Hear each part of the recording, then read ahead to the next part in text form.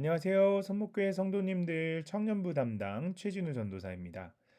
오늘 큐티 제목은 그리스도의 향기입니다. 여러분은 여러분의 삶 속에서 그리스도의 향기가 뿜어져 나오고 계십니까? 하나님의 말씀으로 우리의 마음이 가득 찰 때 우리 안에 그리스도의 향기가 뿜어져 나올 줄 믿습니다. 2022년 12월 6일 화요일 큐티 방송을 시작하겠습니다. 사랑의 하나님 감사합니다. 우리는 모두 죄인인지라 그리스도의 향기가 나지 않습니다. 그러나 예수님께서 우리의 죄를 사하여 주시고 또 새 생명을 주심에 감사합니다. 하나님의 말씀으로 이제 우리를 채워갈 때 우리 안에도 그리스도의 향기가 날 줄 믿습니다. 성령 하나님 오늘도 하나님의 말씀을 가르쳐 주시고 깨닫게 하옵소서. 예수님의 이름으로 기도합니다. 아멘. 네, 하나님께서 오늘 우리에게 주시는 말씀은 고린도후서 1장 23절에서 2장 17절까지의 말씀입니다.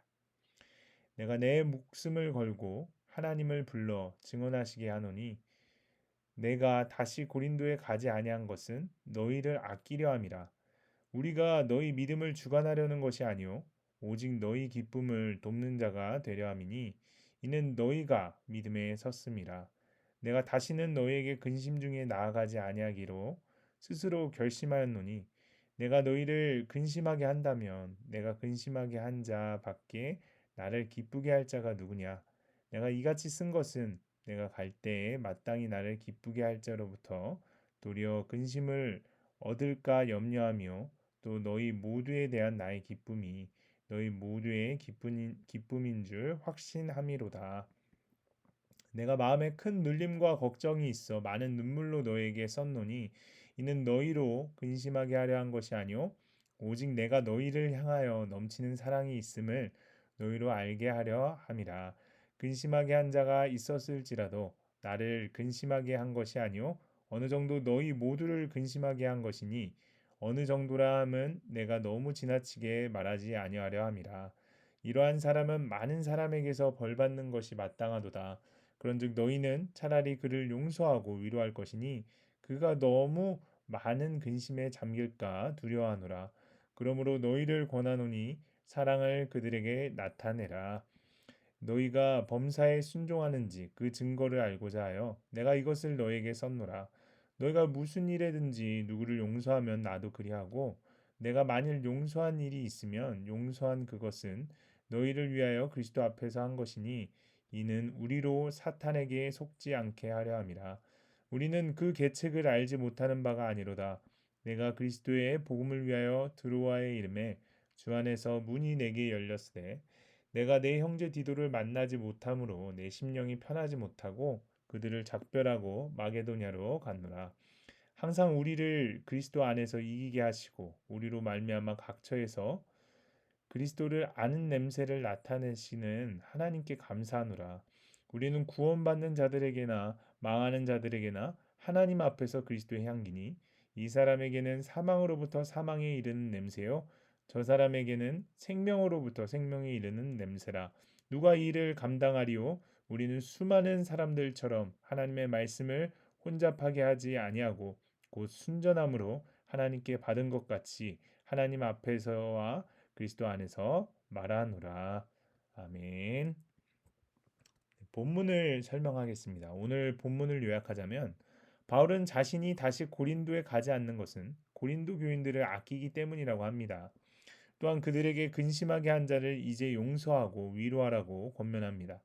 바울은 자신을 비롯한 복음의 증인들이 하나님 앞에서 그리스도의 향기로서 하나님의 말씀을 순전함으로 전한다고 합니다. 네, 그러면 조금 더 자세히 본문을 살펴보겠습니다. 1장 23절에 너희를 아끼려 함이라라고 나옵니다. 이렇게 그가 고린도에 가지 못하게 된 것이 오히려 그 교회에 유익이 되었으니 그가 가기 전에 그들이 회개함으로 그가 갈 땐 아무런 꾸지람도 하지 않게 됨을 말합니다. 네, 24절입니다. 너희 기쁨을 돕는 자가 되려 함이니라고 나옵니다. 앞절에 아끼려 한다는 말을 좀 더 해설합니다. 바울의 사도적 권위는 다만 교회의 질서 유지를 도와주어 교회의 안녕에 따르는 기쁨을 도울 뿐입니다. 네, 2장 1절에서 2절입니다. 바울은 그가 고린도 교회를 재차 방문할 때 그곳 교회의 범죄자 때문에 근심하는 태도로 임하기를 원하지 않습니다.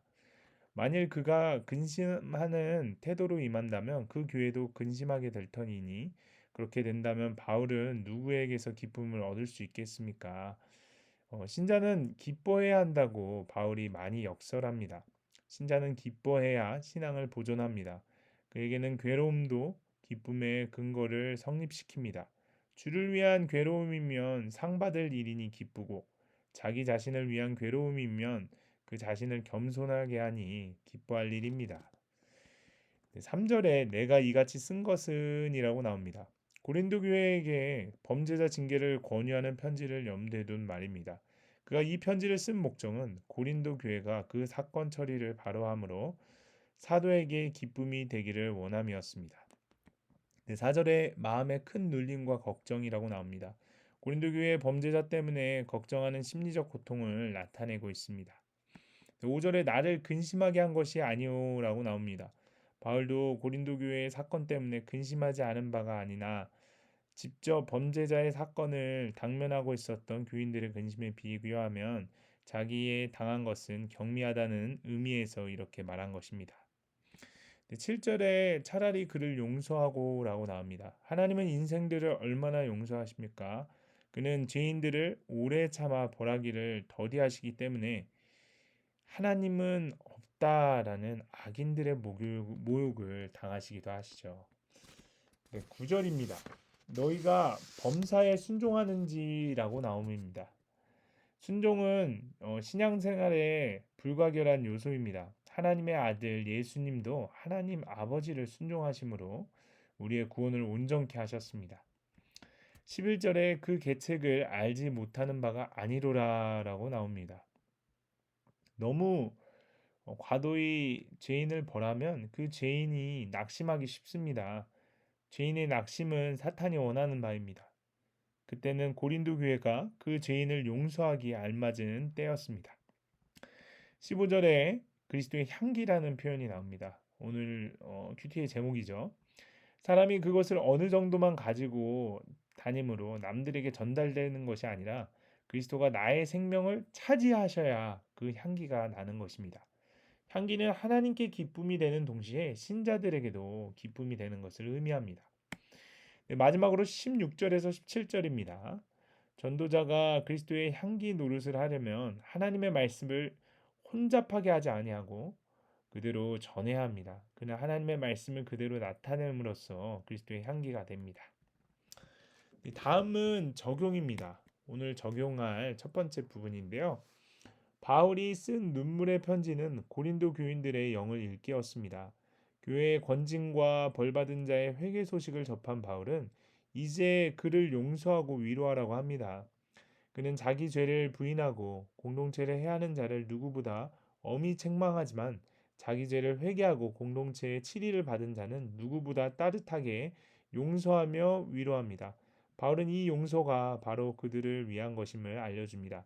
공동체의 죄를 수수방관하는 것도 문제지만 회개하는 죄인을 용서하지 않고 받아주지 않으므로 공동체에 분란이 일어나게 하는 것도 사탄의 계책입니다. 내가 용서하고 위로해야 할 회개하는 그 한 사람은 누구입니까? 혹시 공동체가 나의 회개를 기다리지는 않습니까? 한번 내 자신을 돌이켜 보았으면 좋겠습니다. 두 번째 적용할 부분입니다. 바울은 드로아에서 사역의 기회가 주어졌으나 디도를 만나지 못해 마게도냐로 갑니다. 복음을 전하는 바울의 사역은 고되지만 하나님은 바울로 말미암아 복음의 냄새를 나타내어 각처에서 구원의 열매를 맺게 하셨습니다. 바울처럼 가정과 직장에서 향기로운 복음을 전하는 우리도 그리스도의 향기입니다. 넘치는 그리스도의 고난과 위로를 나누면서 말씀대로 믿고 살고 누리는 것이 망하는 자들에게는 사망의 냄새이지만 구원받은 자들에게는 생명의 냄새가 됩니다. 말씀을 순전함으로 받아 감사와 회개, 찬양과 전도의 삶을 사는 것이 복음을 위한 사역입니다. 내가 그리스도의 향기로서 다른 사람들에게 나눠줘야 할 그리스도의 고난과 위로는 무엇입니까? 말씀을 순전하게 전합니까? 아니면 말씀에 내 자랑을 섞어서 전합니까? 우리 자신을 한 번 더 돌이켜 보았으면 좋겠습니다.